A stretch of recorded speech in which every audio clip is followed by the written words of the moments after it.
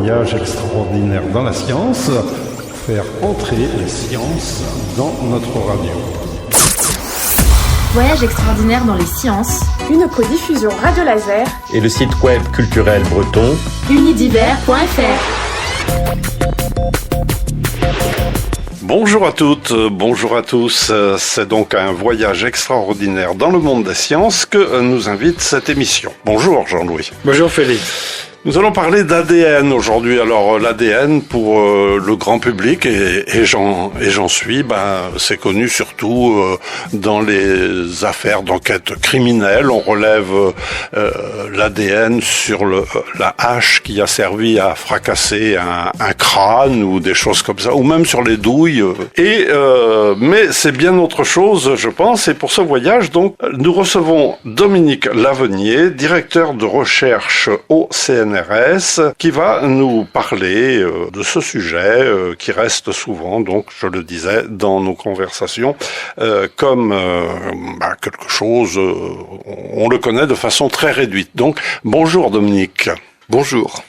Alors, vous allez nous parler de votre parcours, de vos activités actuelles, puisque nous sommes dans une émission qui s'intéresse à ces sujets.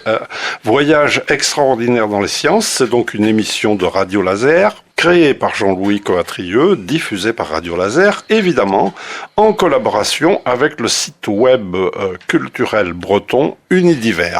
Jean-Louis, je te laisse la parole. Oui, c'est un plaisir aujourd'hui de recevoir Dominique sur un sujet qui interpelle beaucoup et que nous allons essayer de comprendre un peu mieux, même si c'est un sujet par certains côtés difficile.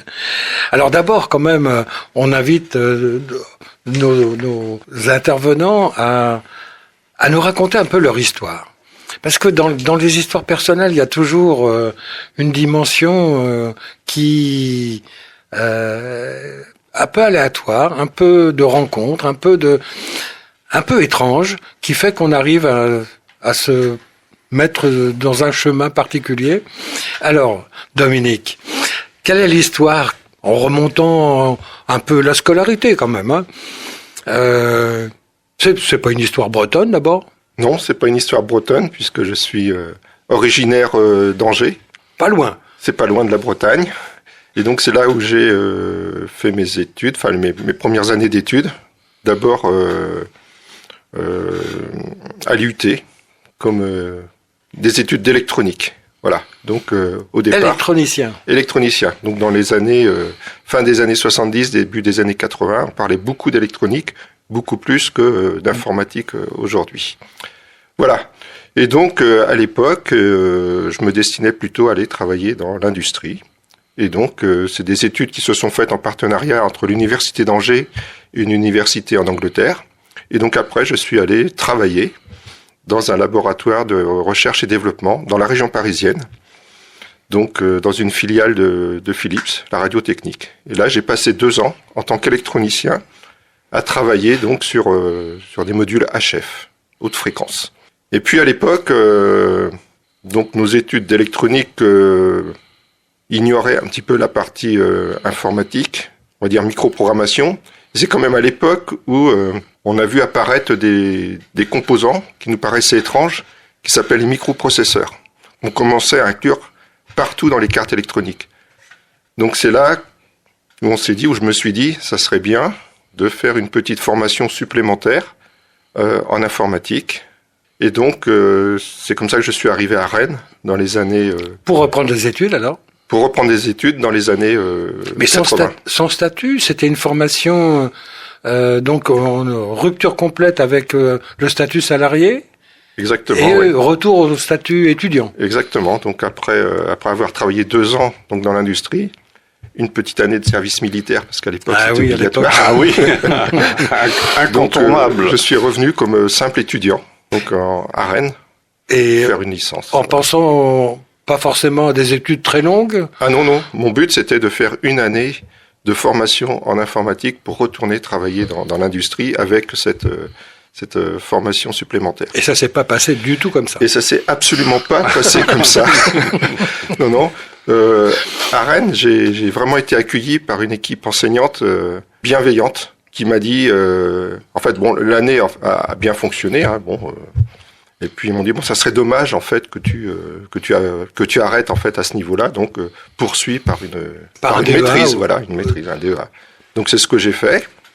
Et puis je me suis pris au jeu. Hein, puis c'est là que j'ai rencontré encore une fois des chercheurs, des enseignants chercheurs, qui eux en fait leur sujet d'étude était entre l'électronique et l'informatique, c'est-à-dire la conception de machines, de puces. Donc en fait ma thèse a Ah oui, c'était carrément sur le semi-conducteur, là. Ma thèse a été consacrée, en fait, à l'étude de design de composants, de puces, donc de processeurs. Et donc... Qui était le directeur de thèse? Par curiosité, simplement, mais... Donc, directeur de thèse, c'était Patrice Quinton. Ah oui? Que j'ai connu très bien, qui a été directeur de l'ENS... Qui a été directeur de l'ENS par la suite. Bien plus tard. Et qui m'a même invité après, pendant 2 ans, à être professeur à l'ENS, Cachan à Rennes, voilà. donc DEA, thèse ensuite? Thèse ensuite, et puis pendant la dernière année de la thèse, c'est là que Patrice Quinton m'a proposé de postuler au concours de chercheur CNRS, en me disant, bah écoute, ça a bien marché, il y a un poste qui te correspond. À l'époque, il y avait des postes fléchés. C'était un poste fléché en architecture de machine, ma spécialité. Et donc j'ai postulé, il m'a dit, de toute façon, ça t'entraînera pour les années futures.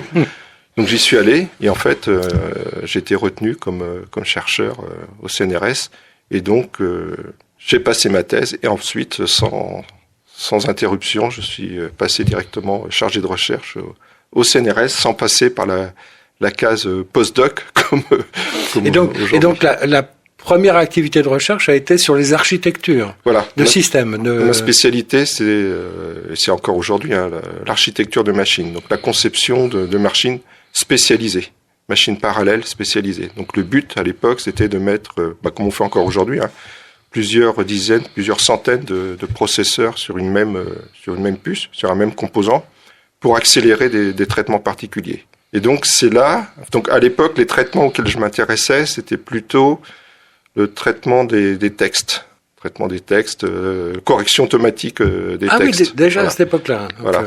C'était un peu l'ancêtre de GPT, alors. Non, est-ce qu'on va... On faisait de la correction automatique de texte, oui, en fait, avec des techniques un petit peu probabilistes, oui. Ouais. Mais c'était vraiment l'ancêtre de l'ancêtre. Oui, un ancêtre lointain. Un ancêtre lointain. Alors finalement, après cette reprise d'études, aujourd'hui, des regrets ou pas d'avoir choisi ce chemin-là? Ah non, aucun regret. Aucun regret. C'était pas du tout prémédité, mais non, je regrette pas du tout. C'était extrêmement enrichissant comme vie professionnelle. Oui, et puis je pense qu'il doit partager, Dominique, les mêmes choses que moi, c'est-à-dire le privilège de travailler avec des jeunes, le privilège de liberté aussi, beaucoup, sans doute. Et la première liberté, enfin, il y a eu des libertés avant, mais la création de Genscale, 2012, je crois. 2012, oui. C'était quand même un changement important, ça. Oui, donc là, ça a correspondu à un changement de thématique. Donc avec des risques? Oui. Des risques mesurés. En fait, dans le cadre de la recherche, on peut quand même se permettre de changer de thématique sans trop de risques.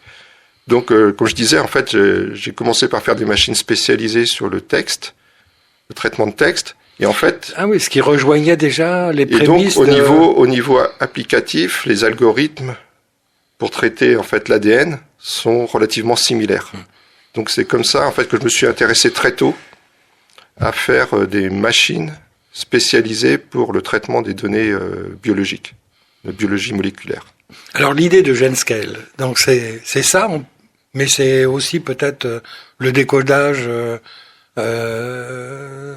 Donc l'idée de Genscale, donc c'est une équipe que j'ai créée, donc il y a 2012, je crois. 2012, voilà. 2012. Donc l'idée, c'était de traiter les grosses masses d'informations issues des données de séquençage. Aujourd'hui, on est capable de séquencer l'ADN à un rythme soutenu. Les masses de données sont considérables, et en fait, nous, notre activité de recherche, c'est de concevoir des algorithmes spécifiques pour accélérer les traitements, en fait, de ces masses de données. Mais là, c'était quand même un monde nouveau qu'il fallait appréhender quand même. Voilà, donc tout ça s'est fait progressivement. J'ai d'abord... Mais comment? Avec des collaborations? Voilà, oui. Avec des collaborations avec des collègues biologistes. Donc là, c'est vraiment une rupture qui s'est faite au début des années 2000, lorsque j'ai passé un an aux États-Unis, et quand je suis revenu, j'ai dit peut-être que je pourrais faire autre chose que de l'architecture de machines. Et donc c'est là que je me suis lancé plutôt dans la biologie moléculaire, donc dans la bioinformatique, avec une équipe qui se créait en même temps au départ à l'IRISA. Donc on a créé avec Jacques Nicolas une équipe de bioinformatique. Donc il y a eu un aspect recherche, il y a eu un aspect support, parce que en fait on s'est dit oui, pour traiter ces grosses masses de données, il nous faut des gros ordinateurs à côté. Donc on a créé aussi la plateforme GenOuest, qui est une plateforme de bioinformatique pour l'ensemble des besoins en Bretagne. Et puis en parallèle, on a aussi créé une formation. On a créé à l'époque un DEA de génomique et informatique, qui accueillait à la fois des étudiants d'informatique et de biologistes.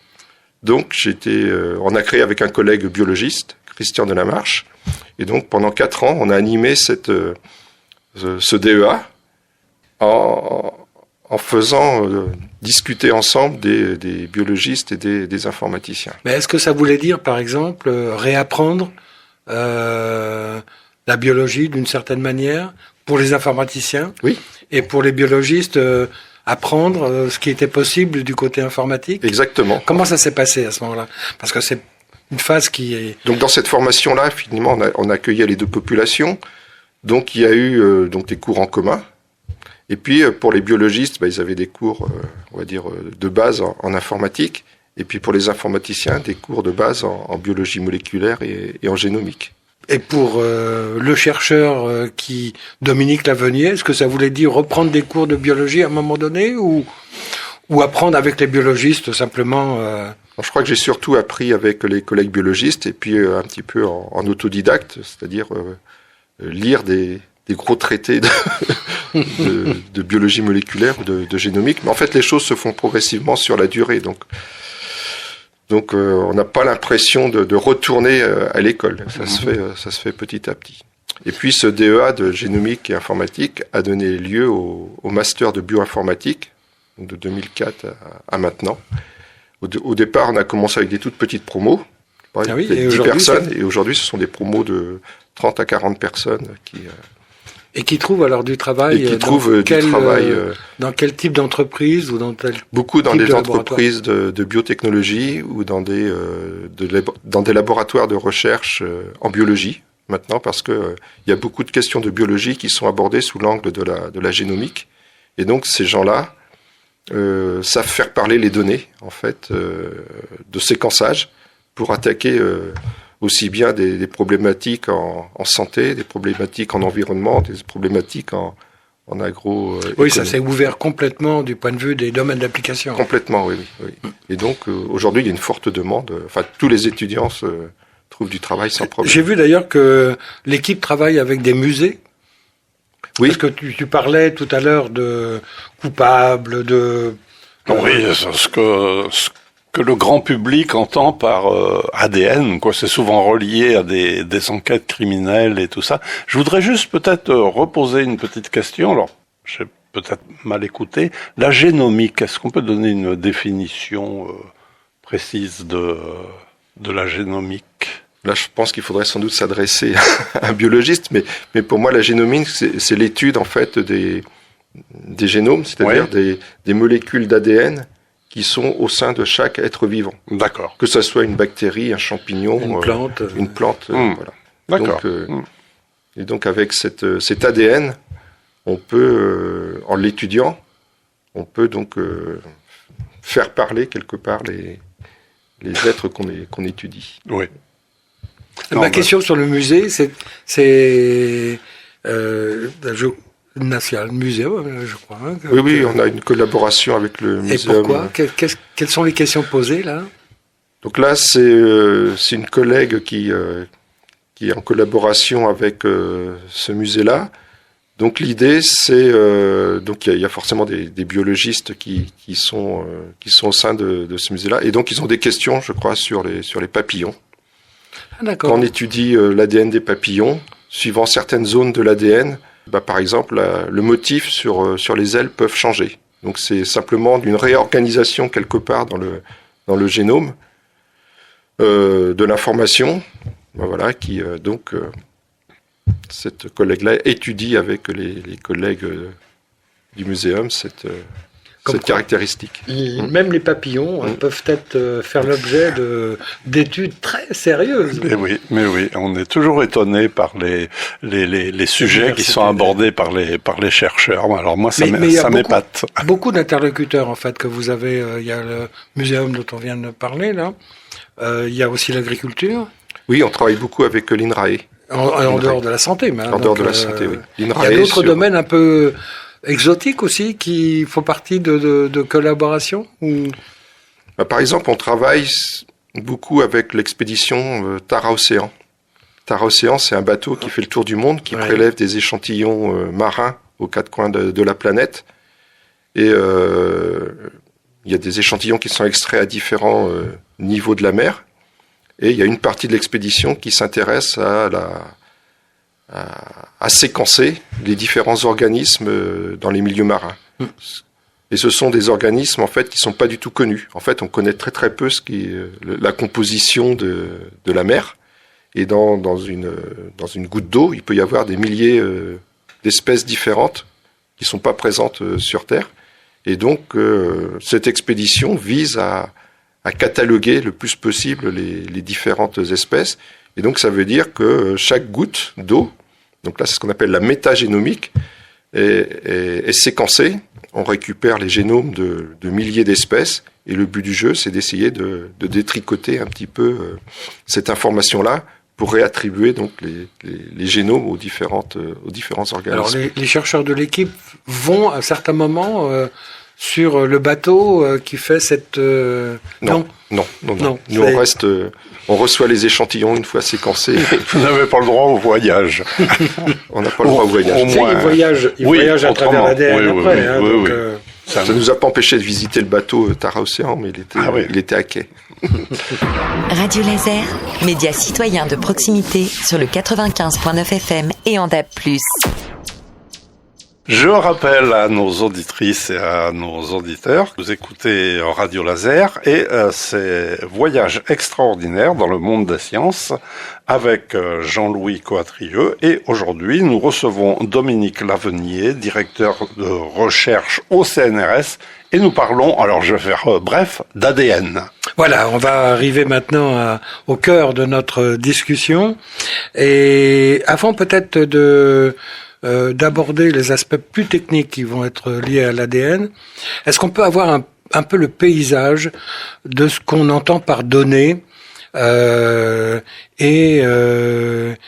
pour mieux comprendre les enjeux qui se posent aujourd'hui. Alors, il y a des classifications visiblement qui existent dans le milieu spécialisé dans ces données, entre le chaud et le froid, mais il y a beaucoup d'autres critères qui vont intervenir en fait. Alors d'abord les données. Nous on génère des données bien sûr en faisant l'émission radio aujourd'hui, mais ce volume de données, qu'est-ce qu'il recouvre exactement? Les réseaux sociaux, sans doute aussi? Voilà, donc les données, effectivement, c'est tout ce qu'on produit. Donc, oui, aujourd'hui, la radio, on va produire une bande qui va être stockée sous forme numérique. Mais il y a aussi tous les réseaux sociaux, tous les messages qui sont échangés. Tout est stocké. Toutes les vidéos qui sont produites sur YouTube. Ça, c'est des données qui croissent de manière très, très forte. Il y a toutes les données, par exemple, les journaux télévisés. Les journaux télévisés. L'INA, par exemple, doit conserver tout ce qui passe sur les ondes. 24 heures sur 24. Le cinéma. Le cinéma. Donc, toutes les données, par exemple, aussi à la Bibliothèque nationale de France. Toutes les données du Parlement européen. Tout ça, ça doit être conservé. Tous les actes juridiques. Les actes juridiques. Alors, ça veut dire quoi? Il y a toutes les données aussi qui sont produites de plus en plus par les capteurs. On est environné de capteurs, les caméras de surveillance et tout ça. Tout ça produisent des données. Et le rythme aujourd'hui, c'est monstrueux. Oui, c'est monstrueux. Et non seulement c'est monstrueux, mais la croissance est exponentielle, c'est-à-dire que tous les ans, on va multiplier par un certain coefficient la donnée qui a été produite, enfin le volume de données qui a été produit l'année précédente. Donc on arrive en fait aujourd'hui à des volumes de données qui sont tels qu'on est obligé de les stocker dans des data centers, des gros data centers, qui consomment énormément d'énergie. Donc un data center, c'est 100 000 mètres carrés. Faut une petite 100 000 mètres carrés, ça fait 1 kilomètre sur 100 mètres, c'est voilà, ça c'est ça, oui.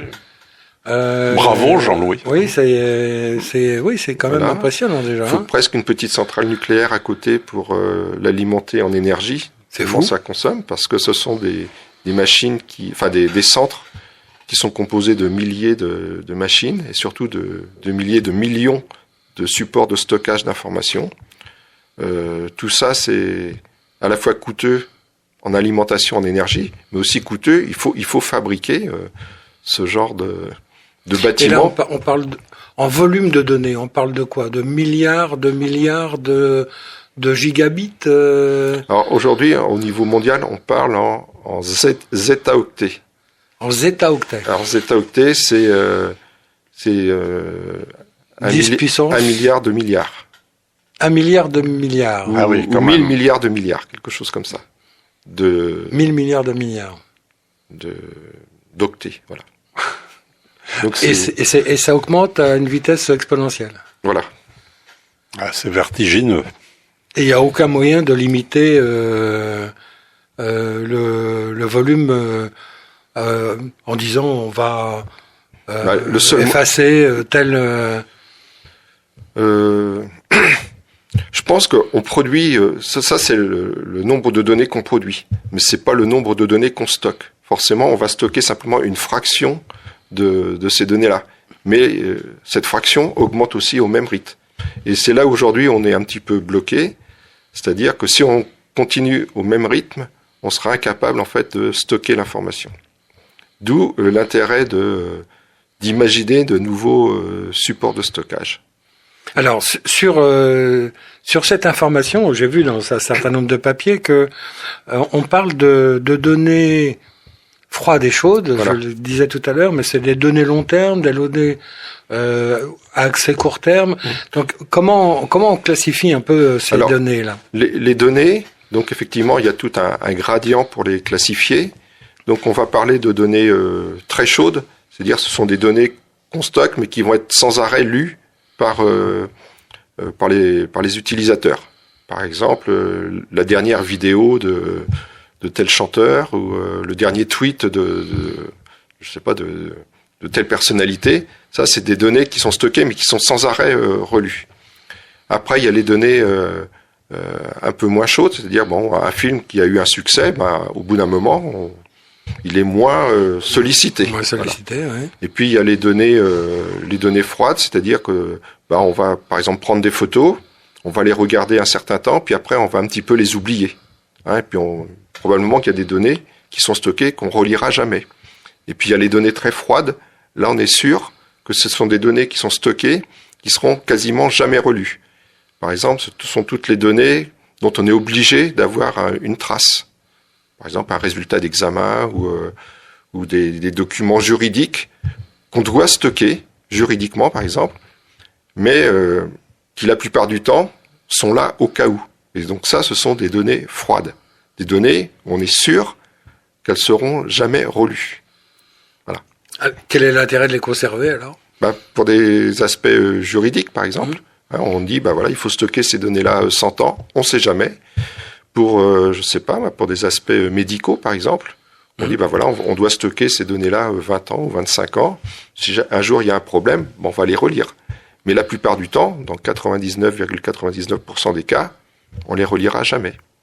Mais alors, un autre phénomène est la nature des supports qui deviennent obsolètes. Alors, non seulement obsolètes parce qu'ils sont trop peu performants avec les avancées technologiques, mais obsolètes aussi parce que les temps d'accès sont trop longs, parce que les coûts sont trop élevés. Quels sont les critères qui, derrière, vont déterminer le cas idéal quelque part, et donc peut-être l'ADN. Hein.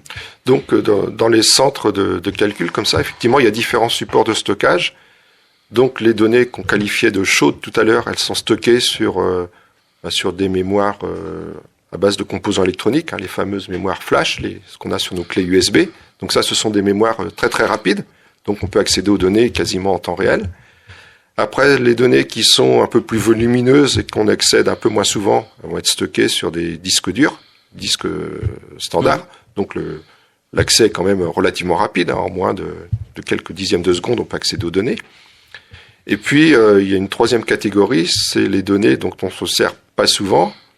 Elles sont stockées sur des bandes magnétiques. Donc les bandes magnétiques... Ça existe encore? Oui, ça existe encore. On va stocker les données sur ces bandes-là, mais les temps d'accès sont beaucoup plus longs parce que... Mais il y a aussi une durée de vie, peut-être, non, sur les bandes magnétiques, non? Alors, il y a une durée de vie sur tous les composants.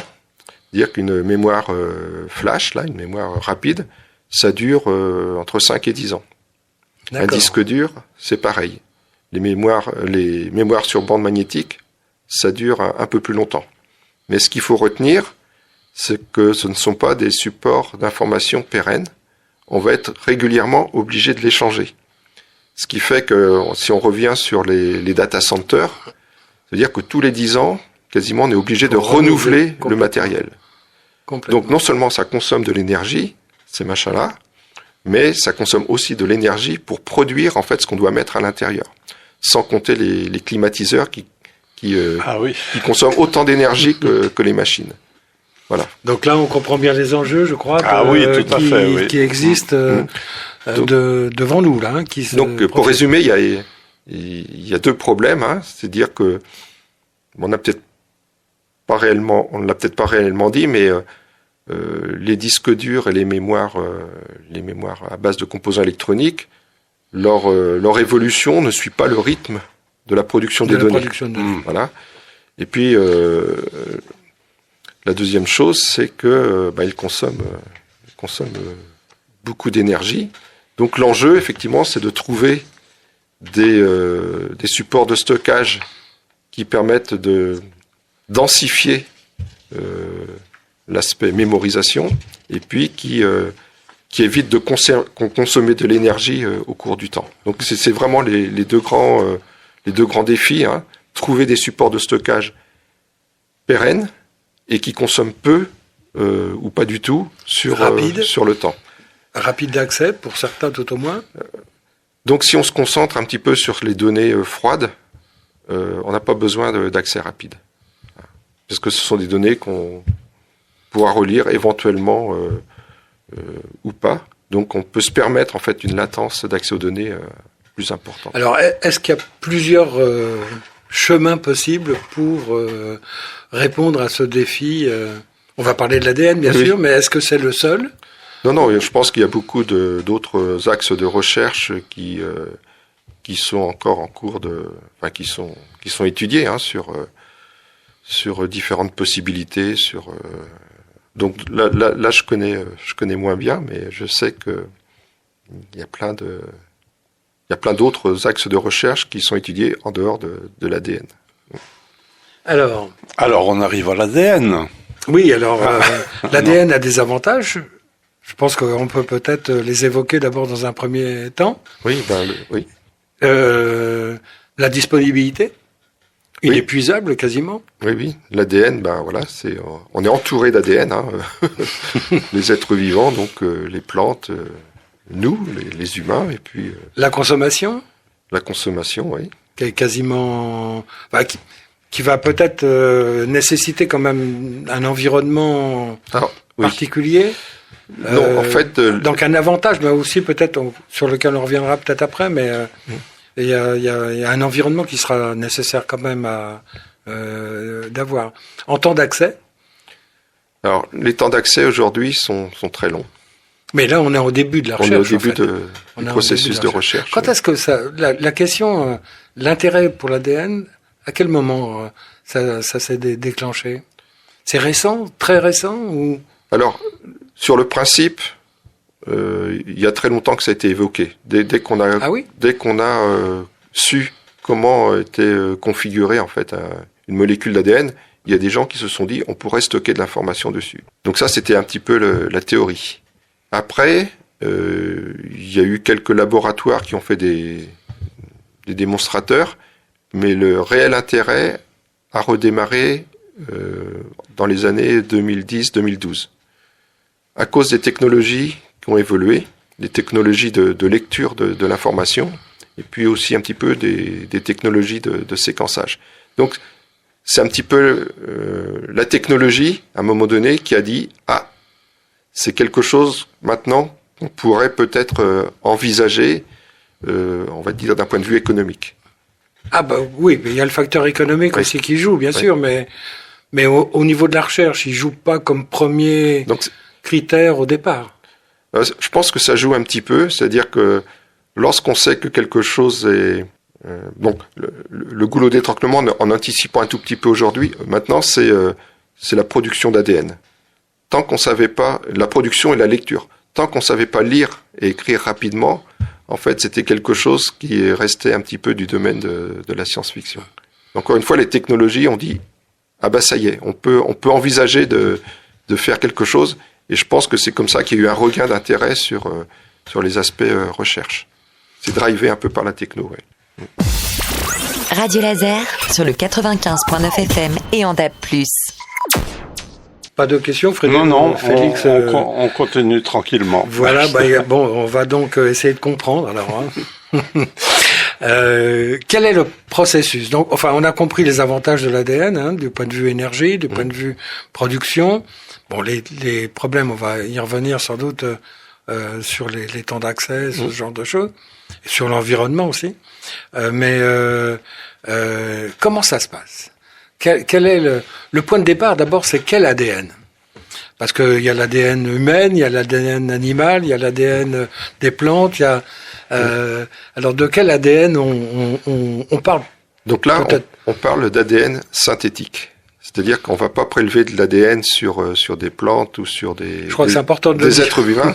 Des êtres vivants, c'est de l'ADN synthétique.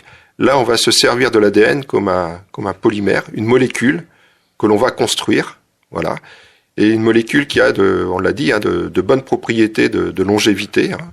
On a pu extraire encore de l'ADN de mammouth vieux de plusieurs millions d'années. Donc, ce sont des choses qui se conservent extrêmement bien. Donc ça répond à un critère déjà, de durée de vie. Oui, c'est ça, durée de vie.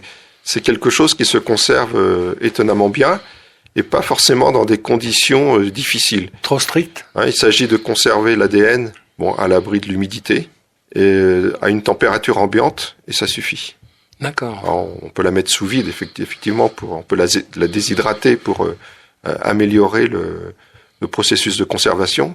Mais voilà, ce qu'il faut retenir, c'est qu'une fois que l'ADN est produit, qu'elle est environnée dans une capsule, par exemple, ça peut durer des milliers d'années sans apport d'énergie extérieure. Et ça, c'est en complète rupture par rapport au data center, par exemple. Donc, c'est... On a bien compris là qu'il y a des enjeux extraordinaires, donc que tous les pays doivent se mettre à travailler sur des sujets comme ça. Oui, il y a forcément les États-Unis qui mettent des millions de dollars sur la table. Privé ou public, les deux? Les deux, sans doute. Oui, il y a des gros consortiums qui se sont construits, à la fois publics et privés. Forcément, il y a la Chine qui reste pas, c'est un sujet qui l'intéresse énormément. On a beaucoup moins d'informations. Mais on sait qu'il y a une activité intense dans le domaine. Et puis l'Europe, s'y met. Voilà. Il y a des programmes spécifiques au niveau européen qui permettent de soutenir. Oui, il y a un programme qui est sorti l'année dernière ou il y a 2 ans, voilà. Et puis il y a en France, en fait, il y a un effort aussi assez volontariste en fait pour promouvoir. Il y a un plan qui a été développé spécifiquement pour ça ou ça rentre dans le cadre des appels Non, ça rentre de l'Agence nationale de recherche. Voilà, c'est ça, mais avec un programme spécifique sur le stockage de l'ADN qui a été financé cette année l'année dernière à hauteur de 20 millions d'euros en France. Oui, qui est encore très modeste. Très modeste, oui. Et l'industrie il y a une industrie qui est en train de se construire aussi autour de ça ou c'est trop tôt? Non, il y a déjà des startups qui se sont lancées dans l'aventure, et il y a des industries et des startups aux États-Unis, mais aussi en France, qui envisagent en fait une activité dans ce domaine-là. Ça reste très modeste en termes de nombre, mais il y a un enjeu réel. Oui. Alors, maintenant, pour stocker sur l'ADN, il y a plusieurs étapes qui sont codifiées, je dirais, qui sont bien identifiées. Voilà. Alors, on peut essayer de les revisiter en quelque sorte. Donc, je vais essayer de les décrire. Le codage. Le plus simplement possible. Donc au départ, donc les fichiers que l'on va encoder, ce sont des fichiers binaires. En fait, toute l'information qu'on stocke sur les supports informatiques, c'est binaires. C'est des 0 et des 1. Bon. Donc il y a une première phase qui va être un petit peu comme on fait dans le numérique, de compresser l'information. Donc il y a des techniques qui permettent d'avoir un fichier un petit peu moins gros, mais c'est toujours composé finalement à l'arrivée de 0 et de 1. Et donc il y a une étape de transcodage où on va donc transformer les 0 et les 1 en une suite de nucléotides, parce que donc on ne l'a pas dit, mais l'ADN en fait est une molécule composée de 4 nucléotides qui s'enchaînent, A, T, G et C. Donc on va transformer cette suite de 0 et 1 dans un autre alphabet. On part d'un alphabet à 2 caractères 0, 1, on va le transformer dans un alphabet à 4 caractères. Voilà, avec un certain nombre de contraintes qui sont liées en fait à la nature même de la molécule d'ADN. C'est-à-dire que, par exemple, on va essayer de ne pas mettre plusieurs caractères identiques d'affilée. Parce que après, pour des raisons biotechnologiques derrière, ça va être difficile à écrire, difficile à décoder. Donc il y a un certain nombre de contraintes. On peut pas mettre que des A et des T, par exemple. Il faut avoir un certain équilibre entre les différents caractères, qu'ils soient bien répartis. Ce sont des contraintes qu'on n'a pas lorsqu'on code en 0 et 1 traditionnel. Donc il faut prendre en compte tout ça. Et donc une fois qu'on a transformé ce code binaire en code quaternaire, après se pose le premier vrai problème qui va être la synthèse, c'est-à-dire la transformation de cette chaîne de caractères ACGT qui reste encore informatique en une vraie molécule d'ADN. Et donc là, ça passe par des méthodes chimiques, donc on appelle ça la synthèse d'ADN, qui ont encore beaucoup d'inconvénients. D'une part, c'est extrêmement lent. Pour synthétiser une molécule, on va dire, qui fait 100 nucléotides, peut-être qu'il faut entre 1 et 2 heures. Donc, si vous voulez, pour synthétiser l'équivalent de 1 kilooctet, il faut peut-être 2 jours. Voilà. Donc, si on fait les choses de manière séquentielle, après, on peut paralléliser le processus, c'est-à-dire qu'on peut générer 1 million de chaînes en parallèle, donc ce qui permet d'augmenter donc le débit.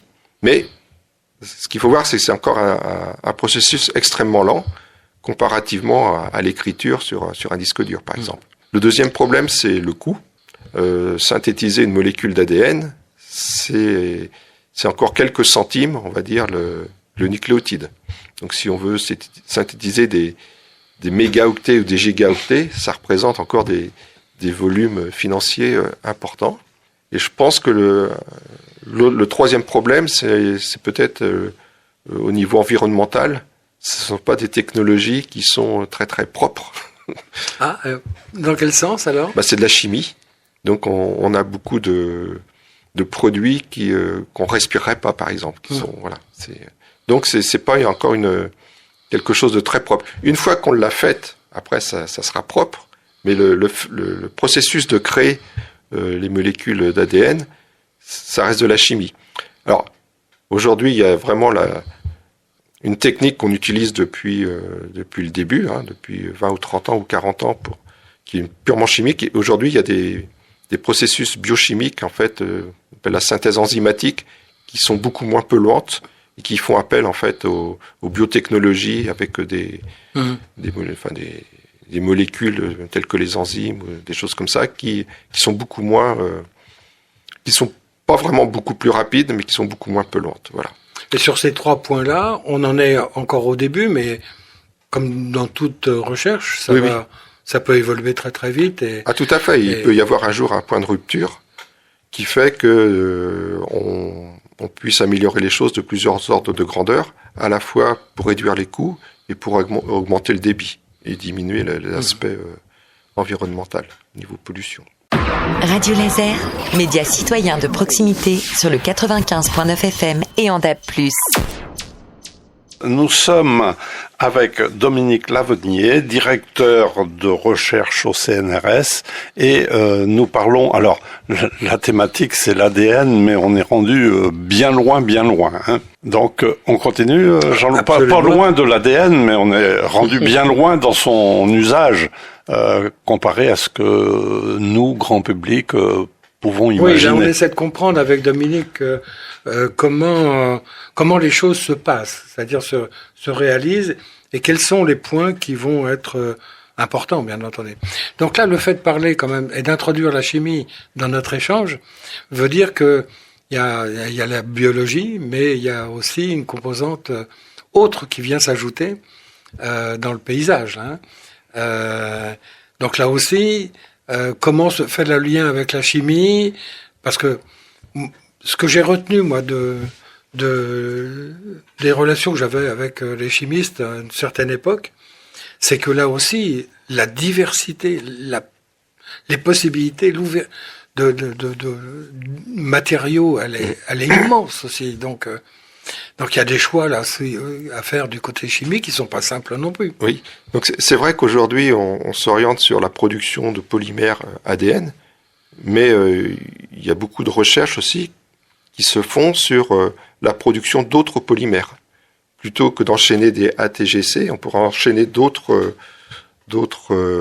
éléments de base avec des propriétés plus intéressantes, notamment si on prend le cas des protéines, on aurait un alphabet sur 20 caractères, donc une manière de compresser encore plus l'information.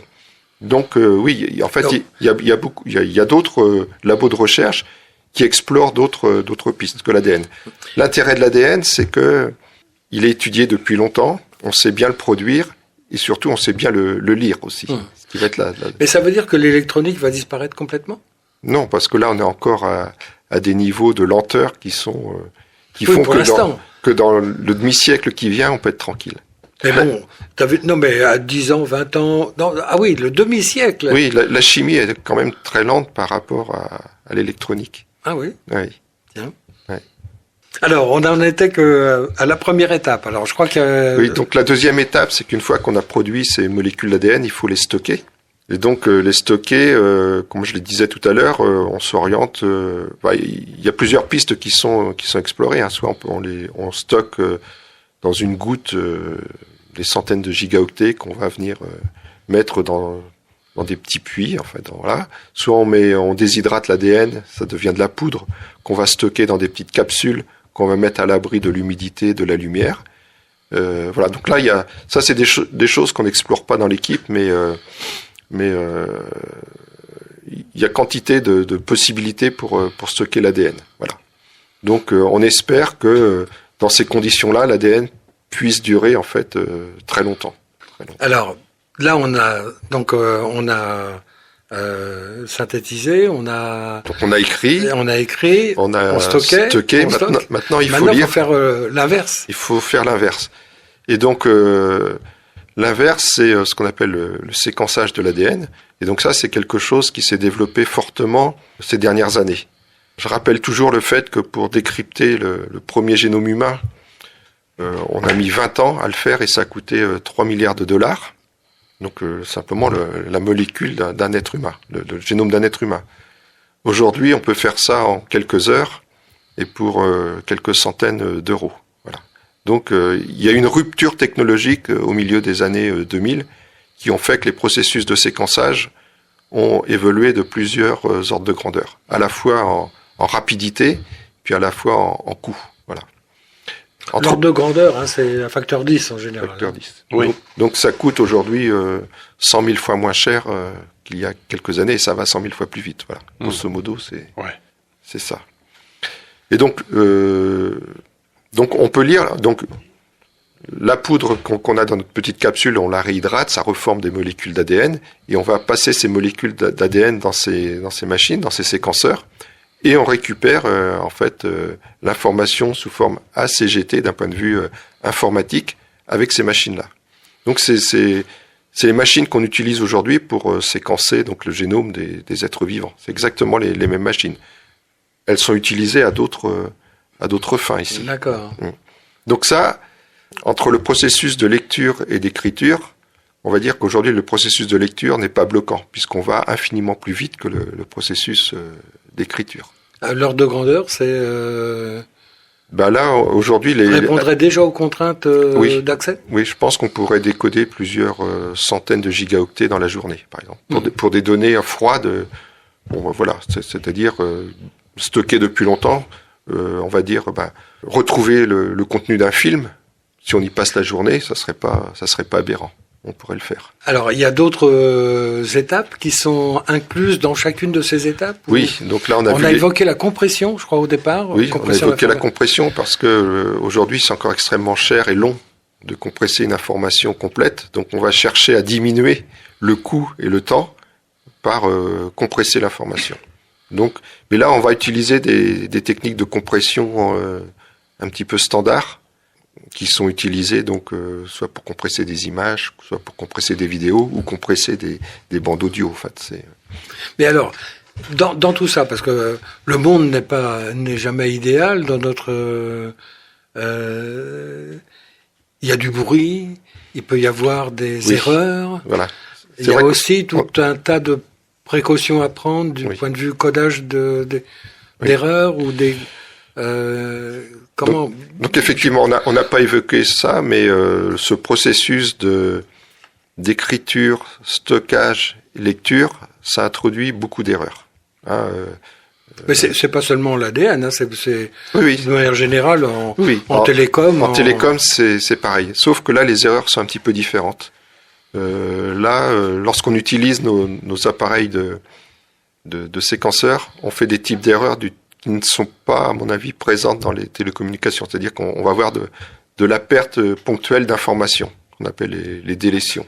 On va perdre des bits, quoi. On va perdre des...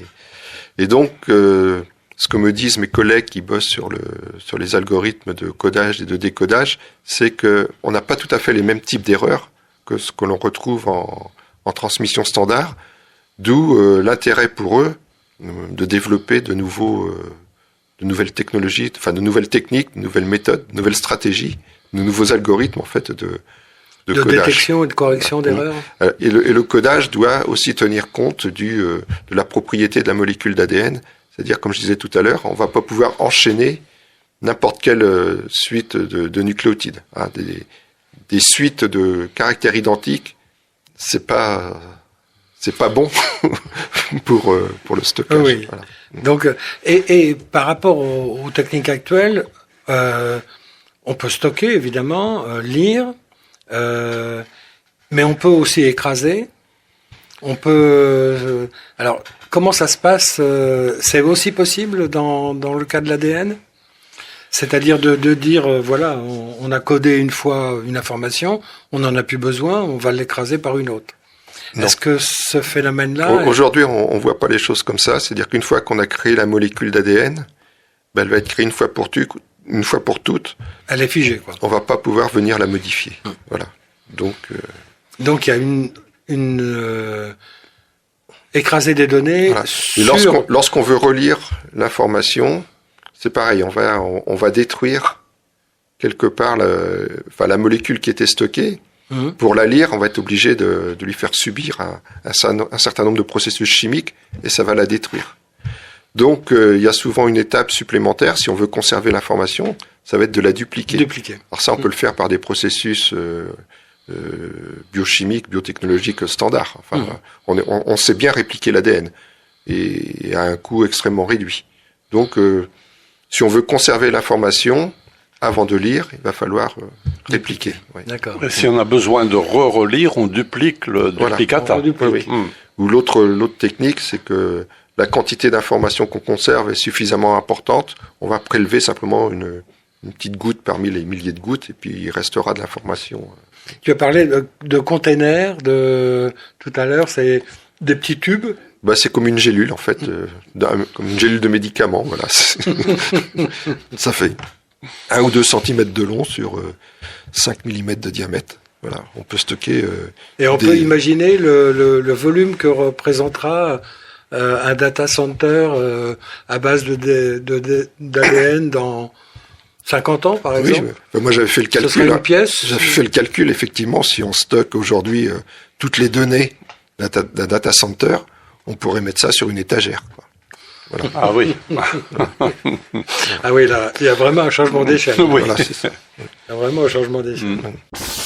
Écoutez Radio Laser sur le 95.9 FM et en DAB+. Alors, qu'est-ce qui peut faire échouer cette approche ? Est-ce qu'il y a une menace particulière qui... Il peut y avoir une autre technologie révolutionnaire qui vienne supplanter... oui, mais pas intrinsèquement à l'ADN. Non, je crois qu'aujourd'hui, vraiment, le goulot d'étranglement, c'est la synthèse, l'écriture. Si on ne fait pas une évolution rapide, s'il n'y a pas un point de rupture, à mon avis, dans les processus de synthèse, c'est une technologie qui va mettre du temps à se développer. Alors, on peut espérer qu'il se produise la même chose que pour le séquençage, c'est-à-dire qu'en l'espace de 10 ans, on a eu plusieurs ordres de grandeur, où on a diminué à la fois les coûts et on a augmenté la production. Si ça apparaît effectivement dans le processus de synthèse, alors là, c'est sûr que c'est une technologie qui se développera. Ça, c'est clair. Je pense qu'elle va arriver. La seule incertitude, c'est quand est-ce qu'elle va arriver. Est-ce que c'est dans 3 ans? Est-ce que c'est dans 15 ans? On ne sait pas. On ne sait pas dire. Alors moi, ce qui me frappe, c'est que vous parlez de point de rupture. C'est ce qui provoque une évolution, un progrès en quelque sorte.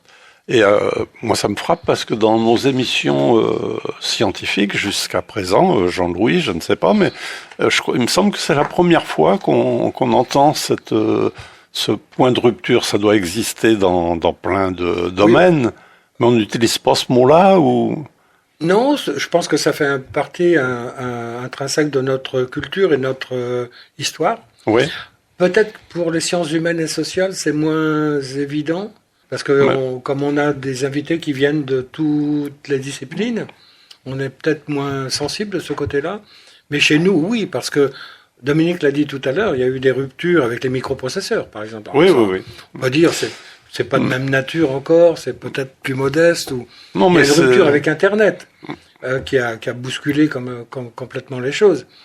Donc là, on en a eu une récente qui est tout ce qui est autour du deep learning. Là, avec, tu as parlé de ChatGPT tout à l'heure.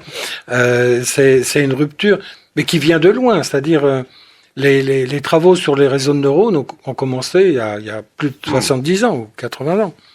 Moi, j'ai connu les premiers, on en parlait, parce que on parlait d'électronique tout à l'heure. À Grenoble, il y avait un petit groupe autour de... alors, je sais plus, c'est Claude Poupeau, je crois, et Jeannie Hérault, qui, en fin des années 60, faisaient des réseaux de neurones analogiques, avec des transistors, après les amplificateurs opérationnels quand ils sont arrivés. C'était déjà des réseaux de neurones. Alors, évidemment, il n'y avait pas la vision de ce qu'on connaît aujourd'hui, mais ils essayaient déjà de comprendre comment les petits réseaux pouvaient fonctionner, ce qu'ils pouvaient traiter comme information. Donc, il y a des chemins comme ça qui peuvent être longs, et pour les réseaux de neurones, ça a été le cas.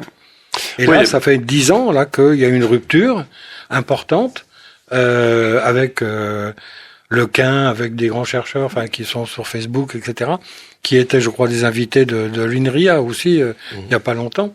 Là, par exemple, il y a une rupture. Donc, ça fait partie des choses qu'on connaît. Mais le reste du temps, on progresse quand même. Oui, c'est ça. Mais on gagne quelques pourcents en général.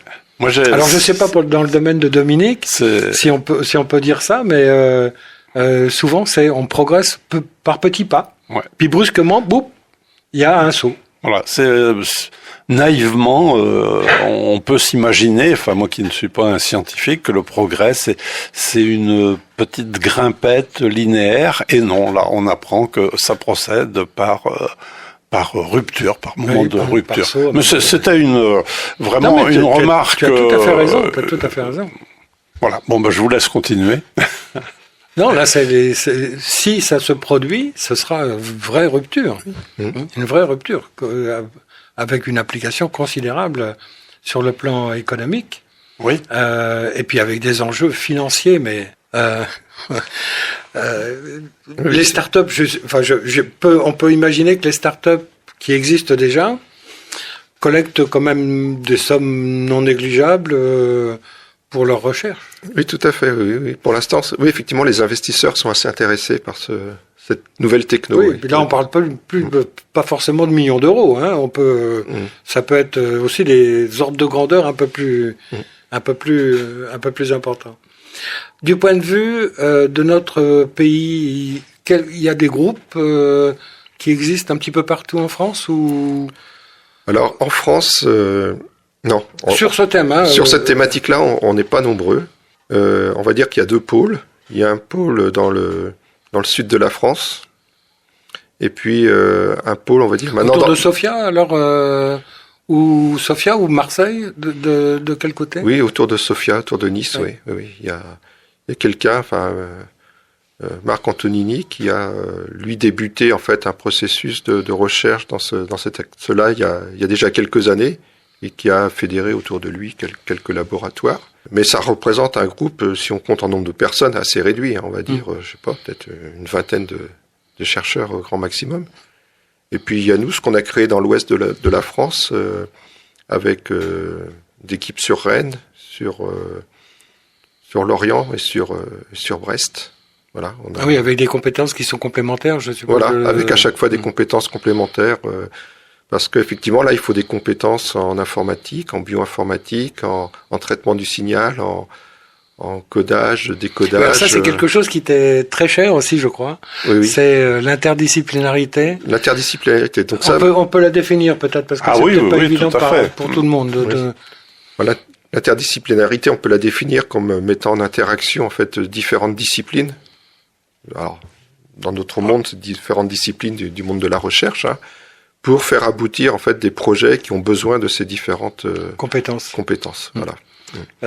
Et je crois que c'est quelque chose qui était très important pour toi dans ta carrière aussi. Ah oui, ça c'est vraiment quelque chose en partant de l'électronique, en passant par l'informatique, en visitant la biologie moléculaire, la génomique, et maintenant en se rapprochant de la chimie et des biotechnologies. Je pense qu'effectivement, au cours d'une carrière, c'est extrêmement intéressant d'explorer tout ça, et surtout de les mettre en relation pour faire un projet. Pour créer des choses nouvelles.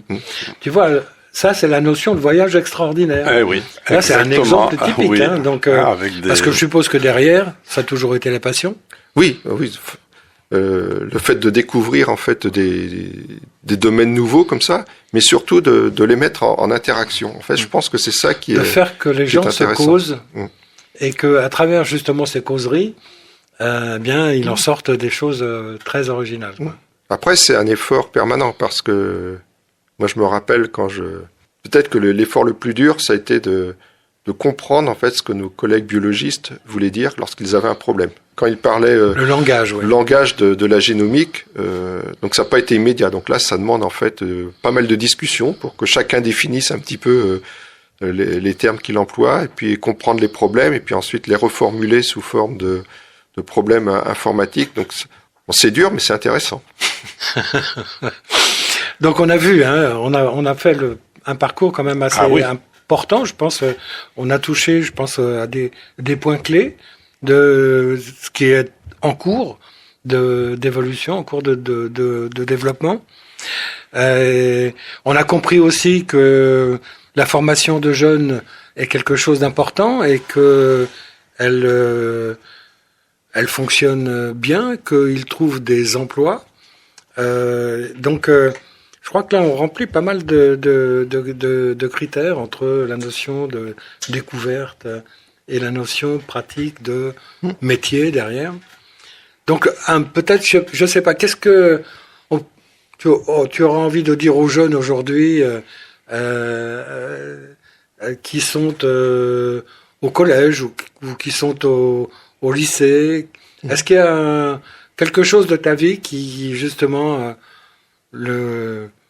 pourrait les enthousiasmer quelque part, quoi?